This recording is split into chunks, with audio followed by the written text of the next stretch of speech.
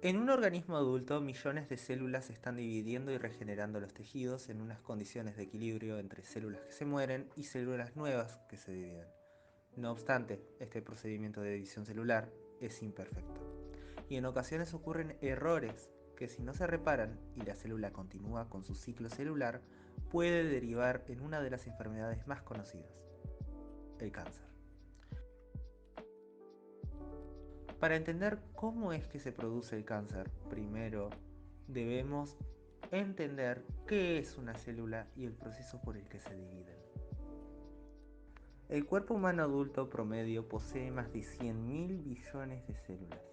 Las células son unidades funcionales y estructurales básicas vivientes del organismo y están formadas por tres capas principales: la membrana citoplasmática, el citoplasma y el núcleo. La membrana citoplasmática forma la superficie externa flexible de la célula y separa su medio interno, es decir, todo lo que se encuentra dentro de la célula, del medio externo, que es todo lo que se encuentra fuera de la célula. La membrana citoplasmática es una barrera selectiva que regula el flujo de materiales hacia el interior y el exterior de la célula. Esta selectividad ayuda a establecer y mantener el ambiente apropiado para las actividades celulares normales. El citoplasma abarca todos los contenidos de la célula que se encuentran entre la membrana citoplasmática y el núcleo. Este compartimiento tiene dos componentes, el citosol y los orgánulos. El citosol es una porción líquida del citoplasma. También se denomina líquido intercelular. Dentro del citosol se encuentran varios tipos diferentes de orgánulos, o pequeños órganos. Cada uno tiene una forma característica y funciones distintas.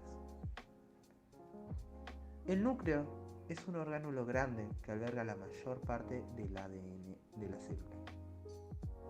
El ADN es una molécula que contiene, en la secuencia de sus nucleótidos, genes, la información requerida para construir todas las proteínas necesarias de un organismo y así las células y tejidos de este organismo. La exalta replicación de esta información en cualquier especie asegura su continuidad genética de una generación a otra. Todo el material genético depende del ordenamiento de 4 bases nitrogenadas, adenina, timina, guanina y citosina, que están soportadas sobre una desoxirribosa. La doble hebra de ADN se encuentra enrollada sobre sí misma y las bases que se acoplan de la siguiente manera: la adenina con la timina y la guanina con la citosina. Formando de esta manera verdaderos pares de bases, hace que se mantenga constante al diámetro de la doble hélice. La dirección de un polinucleótido puede definirse mirando los enlaces fosfodiéster entre nucleótidos adyacentes. En el esqueleto de azúcar fosfato, un grupo fosfato unido al carbono 5 de una desoxirribosa se conecta al grupo hidroxilo del carbono 3 de otra molécula de desoxirribosa, uniendo azúcares sucesivos entre sí. Por ello, los extremos de un polinucleótido son distintos. En uno de ellos, el carbono 5 está libre, mientras que en el otro lo está el carbono 3. En la molécula de ADN, los esqueletos de azúcar fosfato de las cadenas de polinucleótidos se enrollan alrededor de la parte externa de la hélice y las bases nitrogenadas se ubican en el centro. En células eucariontes, la longitud del ADN es unas 100.000 veces mayor que el diámetro del núcleo. Por consiguiente, el ADN tiene que estar muy plegado y compactado en el núcleo celular. Esto se logra mediante la formación de un complejo nucleoproteico llamado cromatina. El plegamiento adicional de la cromatina produce las estructuras denominadas cromosomas. Los nucleosomas representan el primer nivel de plegamiento cromático y se forman por el enrollamiento de la molécula de ADN alrededor del centro proteico. Este paso acorta unas 7 veces la molécula de ADN en relación a la molécula de ADN desplegada. El centro del nucleosoma consiste en 8 moléculas de histonas y se lo conoce como octámero histónico. Cada cromosoma está compuesto por 2 cromátidas que están unidas en un punto llamado centrómero. La región ubicada en cada extremo del cromosoma se lo conoce como telómero y se acortan en cada división celular. La longitud y el número de los cromosomas son los mismos en todas las células del organismo, pero varían entre los diferentes tipos de organismos. Cada cromosoma comprende una única molécula de ADN asociada con numerosas proteínas, y el ADN total de los cromosomas de un organismo se lo denomina su genoma. Con la excepción de los gametos maduros, el ovocito y el espermatozoide, las células humanas contienen 46 cromosomas organizados en 23 pares de homólogos. Ahora entendidas las partes de la célula y sobre todo el ADN, explicaremos la división celular. Aquí expondremos la división celular de una célula somática, que es cualquier célula del cuerpo salvo las células germinales. Durante la división celular, la célula experimenta una división nuclear denominada mitosis y una división plasmática llamada citocinesis. Para producir las células idénticas desde el punto de vista genético, cada una con el mismo número y tipo de cromosomas de la célula original. La división celular somática permite el reemplazo de las células muertas o dañadas y agregadas células nuevas. El ciclo celular es una secuencia ordenada de eventos mediante los cuales las células somáticas duplican su contenido y se dividen en dos.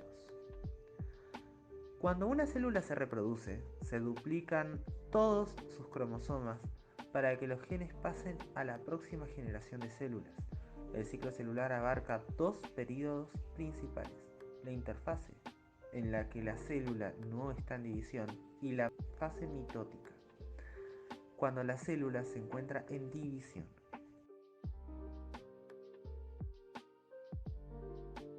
Durante la interfase, la célula replica su ADN.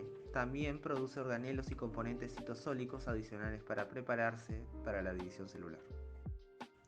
Presenta tres fases: G1, S y G2.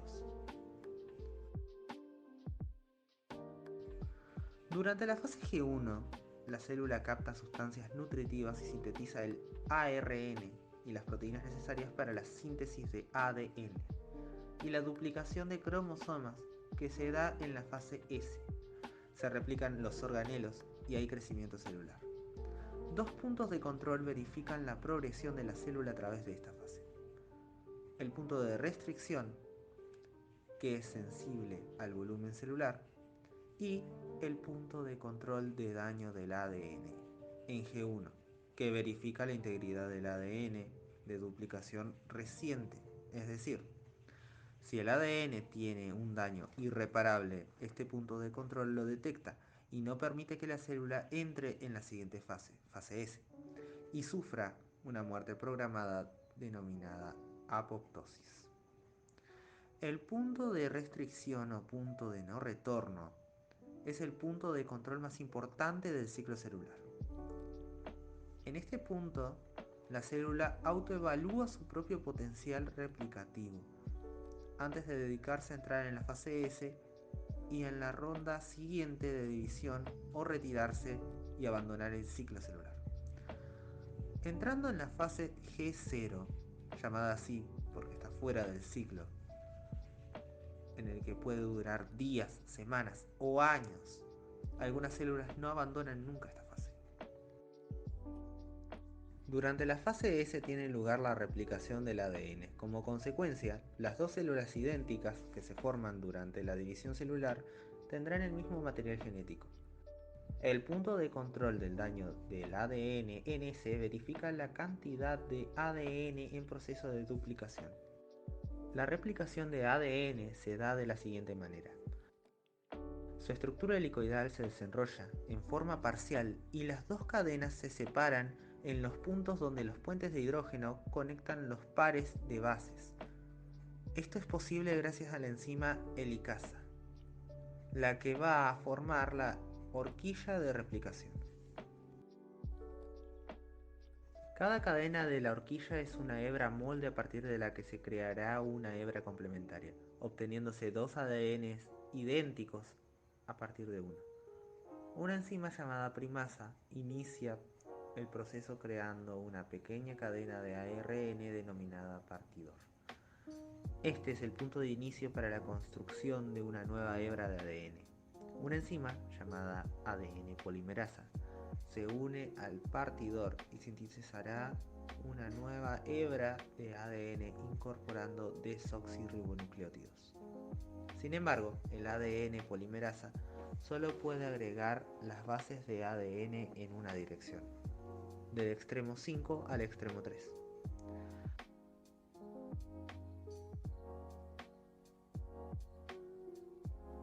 La otra hebra de ADN no puede ser sintetizada de esa manera, debido a que corre en dirección opuesta. Por lo tanto, el ADN polimerasa solo puede sintetizar en pequeños pedazos llamados fragmentos de Okazaki. Cada fragmento es iniciado con un partidor de ARN.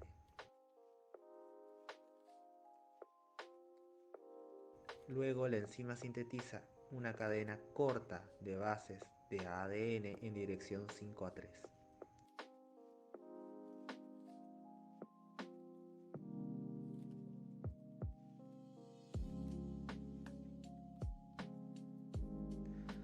Se repite el proceso hasta sintetizar completamente el ADN. Cuando esto ocurre, la enzima exonucleasa remueve todos los partidores de ARN de las dos hebras de ADN recién sintetizadas para que otra enzima ADN polimerasa llene los espacios que quedaron. Finalmente, la enzima ADN ligasa une los fragmentos de ADN en ambas cadenas. La molécula original de ADN se ha convertido en dos moléculas idénticas de ADN.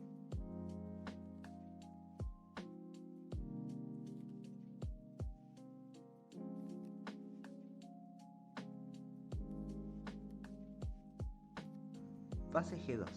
Durante esta fase, la célula examina su ADN duplicado en preparación para la mitosis. Este es un periodo de crecimiento celular y reorganización de los organelos. Se empieza a condensar la cromatina. Dos puntos de control verifican la calidad del ADN. El punto de control del daño del ADN en G2 y el punto de control del daño del ADN no duplicado. Este último impide la progresión celular hacia la fase M antes de que se complete la síntesis de ADN.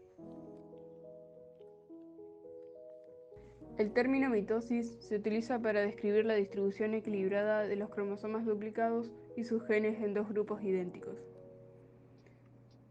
Posee varias fases: la profase, metafase, anafase y telofase. La profase comienza cuando los cromosomas duplicados se condensan y se tornan visibles. Cada cromosoma está formado por un par de cromátidas y se mantienen unidas por el centrómero y proteínas llamadas cohesinas. Los microtúbulos que se eyectan desde los centrosomas comienzan a formar el uso mitótico. A medida que los microtúbulos se alargan, desplazan los centrosomas hacia los polos de la célula para que de esta forma el uso mitótico se extienda desde un polo hacia el otro. El nucleolo desaparece y la envoltura nuclear se disgrega. Además aparece en el exterior y frente a cada centrómero un complejo proteico denominado cinetocoro. Durante la metafase, los microtúbulos del uso mitótico alinean los cromosomas en el centro exacto del uso mitótico. Esta región se le denomina placa de la metafase o placa metafásica. La anafase comienza con la separación de las cromátidas hermanas. Esta separación ocurre cuando se desgragan las cohesinas que han mantenido las cromátidas juntas. Las cromátidas son arrastradas hacia los polos opuestos de la célula. La telofase comienza una vez concluido el movimiento de los cromosomas. Los juegos idénticos de cromosomas, ahora situados en los polos opuestos de la célula, se desenrollan y vuelven a adoptar la disposición de cromatina. Los nucleolos reaparecen en cada núcleo idéntico y el uso mitótico se disgrega.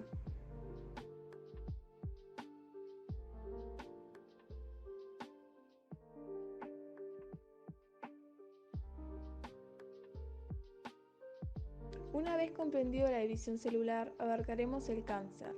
Cáncer es un término amplio utilizado para aludir a un conjunto de enfermedades que se pueden originar en cualquier órgano o tejido del cuerpo cuando células anormales crecen de forma descontrolada, sobrepasan sus límites habituales e invaden partes adyacentes del cuerpo y se propagan a otros órganos. Este último proceso se denomina metástasis y es una importante causa de difusión por cáncer.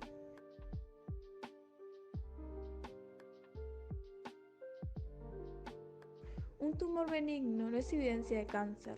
los tumores benignos no se diseminan por todo el cuerpo, es decir, no hacen metástasis, aunque algunos pueden poner en riesgo la vida debido a su ubicación. Por ejemplo, un tumor cerebral benigno que puede ser difícil para eliminar. Los tumores malignos, por otro lado, no permanecen encapsulados, muestran características de invasión y hacen metástasis.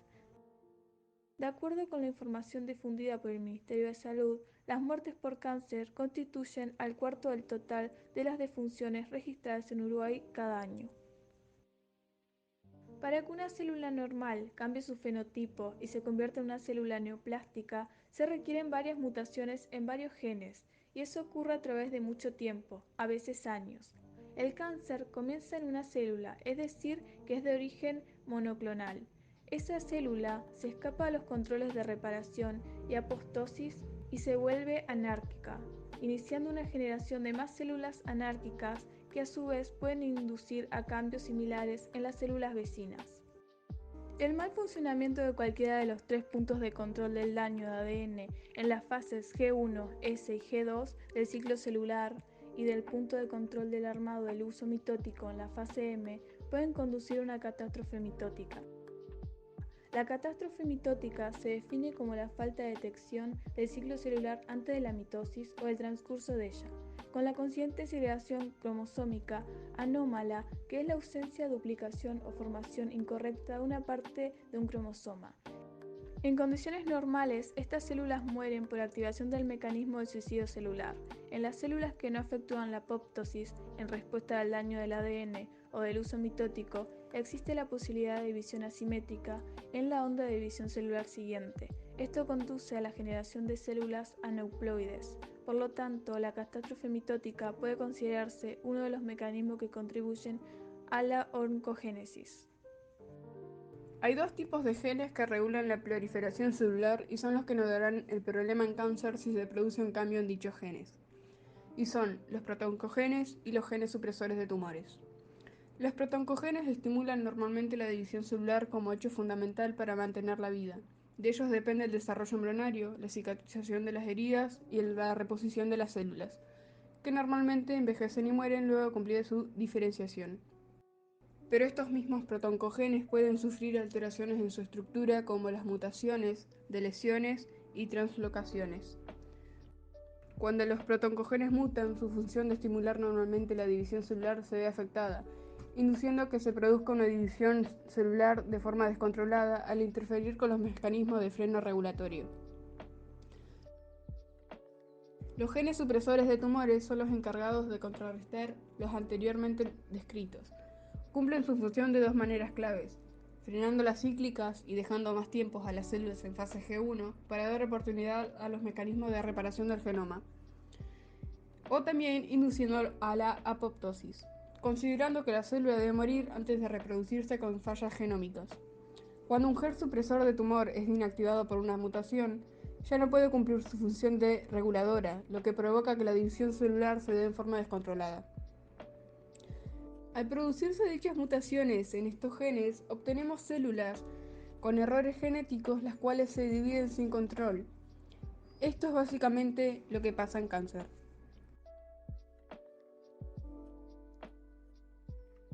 La angiogénesis consiste en una serie de complejos pasos consecutivos que llevan en último lugar a la formación de vasos sanguíneos que suministran sangre y nutrientes a la masa tumoral. Por tanto, se trata de un proceso esencial para el crecimiento del propio tumor, como también para el desarrollo de la metástasis a distancia. La angiogénesis desempeña un papel importante en el crecimiento del cáncer porque los tumores sólidos necesitan un suministro de sangre para que crezcan unos milímetros más en su tamaño. Los tumores pueden hacer que se forme este suministro de sangre al emitir señales químicas que estimulan la angiogénesis. También pueden estimular las células normales cercanas para que produzcan moléculas de señalización de la angiogénesis. Los nuevos vasos sanguíneos resultantes alimentan los tumores en crecimiento con oxígeno y nutrientes, lo que permite que se agrande el tumor y que las células cancerosas invadan el tejido de su alrededor, que se muevan en el cuerpo y formen nuevas colonias de células cancerosas, llamadas metástasis.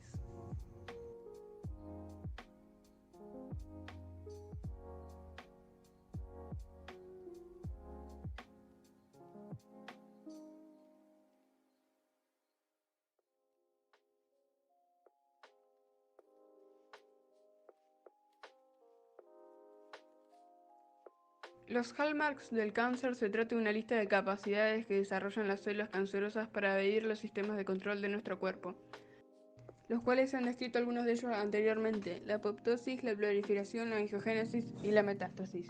Siguiendo con esto, también detallaremos la evasión del sistema inmune. Algunas células del sistema inmune, como los glóbulos blancos, reconocen sustancias en la superficie de las células llamadas antígenos. Las células normales presentan distintos antígenos que las células anormales o los invasores extraños. Las células del sistema inmune usualmente ignoran los antígenos de las células normales, pero sí responden a los antígenos de las células anormales o los invasores extraños. Marcan estos antígenos extraños para su destrucción utilizando sustancias llamadas anticuerpos. Luego, otras células inmunes atacan a estas células que contienen estos anticuerpos. Dado que el cáncer está formado por células anormales, tienen antígenos que son detectados y atacados por las células inmunes. Sin embargo, algunas células cancerosas tienen forma de evitar su destrucción, tales como la reducción de antígenos.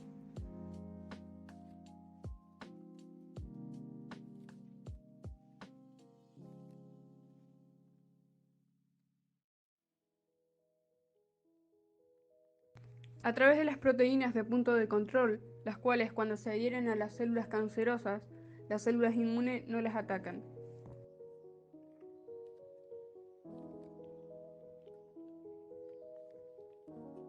Otra forma es cuando las células cancerosas son atacadas por las células inmunes. Durante el ataque, las células cancerosas liberan otras sustancias para atraer a otros tipos de células inmunes, lo cual ralentiza o detiene la respuesta inmune.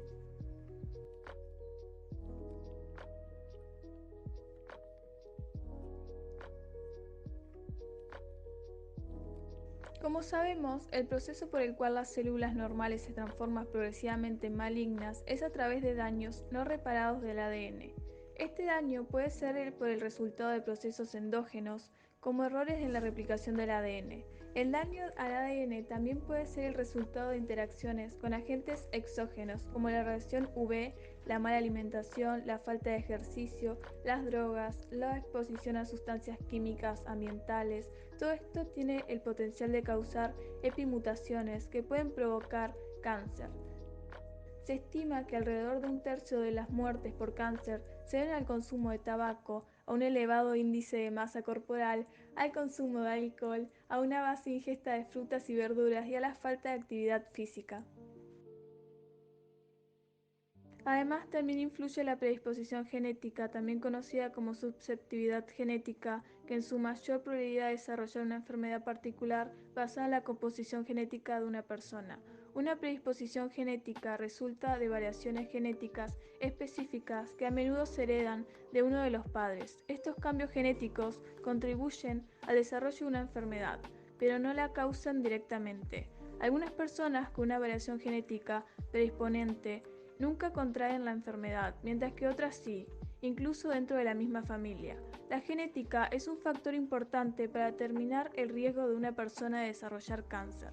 Las personas con ciertas mutaciones genéticas tienen un riesgo relativamente alto de desarrollar cáncer durante su vida, y estas mutaciones a menudo se pueden transmitir a la descendencia.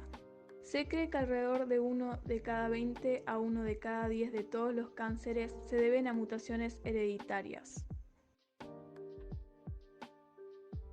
El cáncer en general se define como un conjunto de enfermedades. Esto debido a que los tipos de cáncer que se pueden padecer están íntimamente relacionados con el tejido, órgano o región del cuerpo en el que se produzcan. Respecto a esto, los síntomas, el diagnóstico, el tratamiento para cada tipo de cáncer es diferente según su caso. El médico puede usar uno o más enfoques para diagnosticar el cáncer. Por ejemplo, exploración física. El médico puede palpar partes del cuerpo en busca de bultos que indiquen la presencia de cáncer. Durante una exploración física, el médico puede buscar anomalías, como cambios de color en la piel o el agrandamiento de un órgano, que podrían indicar presencia del cáncer.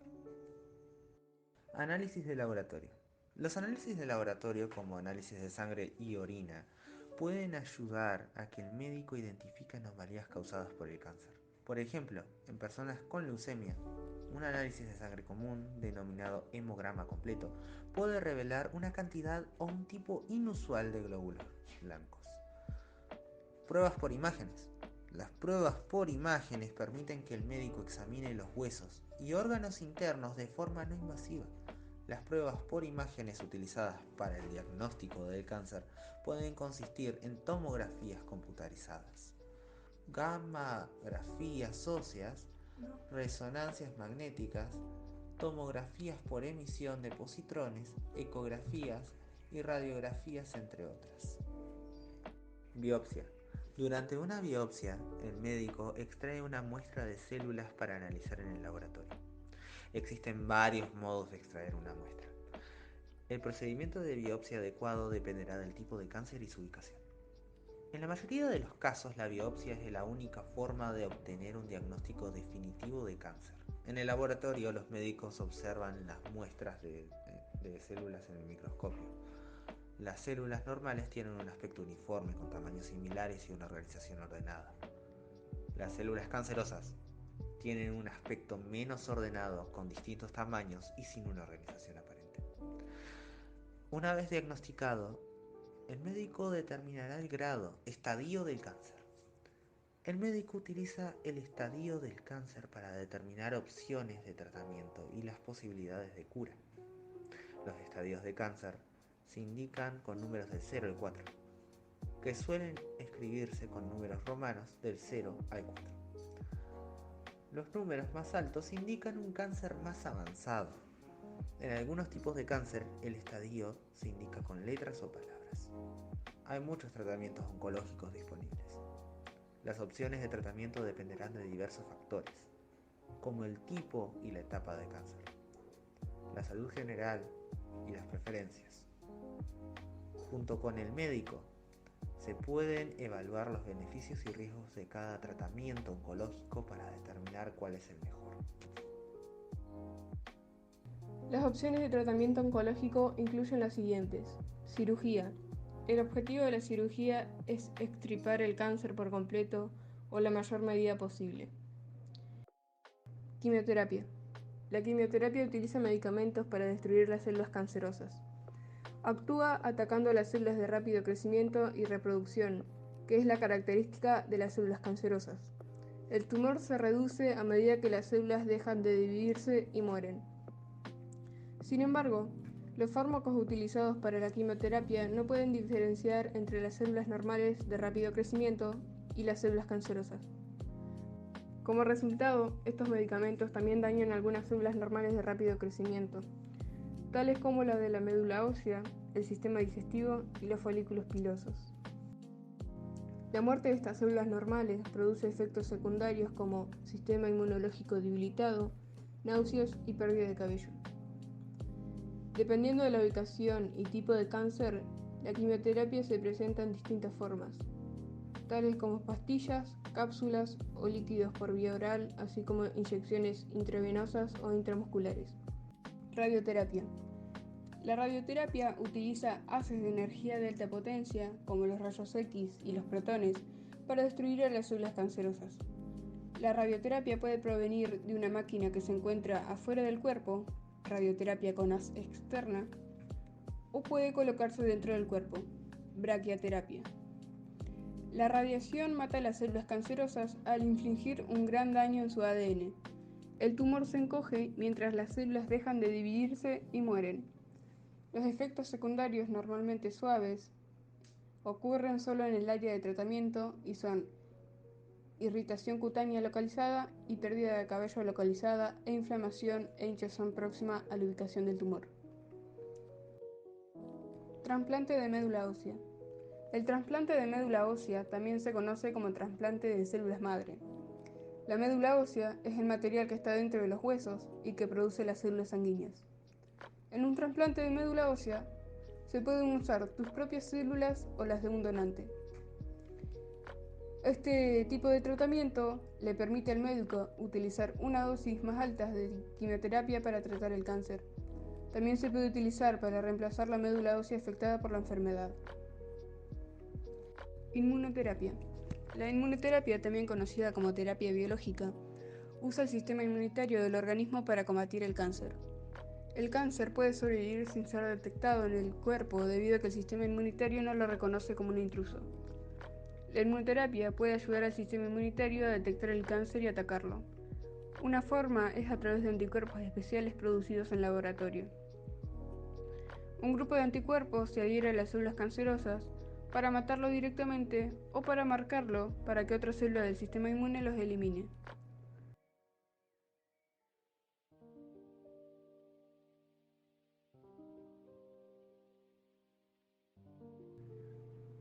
Otro grupo de anticuerpos bloquea las proteínas de punto de control. Y otro grupo de anticuerpos previenen el crecimiento de las células cancerosas, bloqueando las señales de la angiogénesis.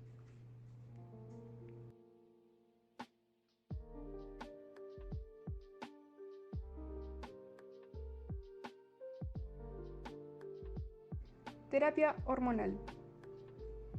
Algunos tipos de cáncer se ven potenciados por las hormonas del cuerpo, como el cáncer mamario y el cáncer de próstata. Eliminar esas hormonas del cuerpo o bloquear sus efectos puede detener el crecimiento de las células cancerosas.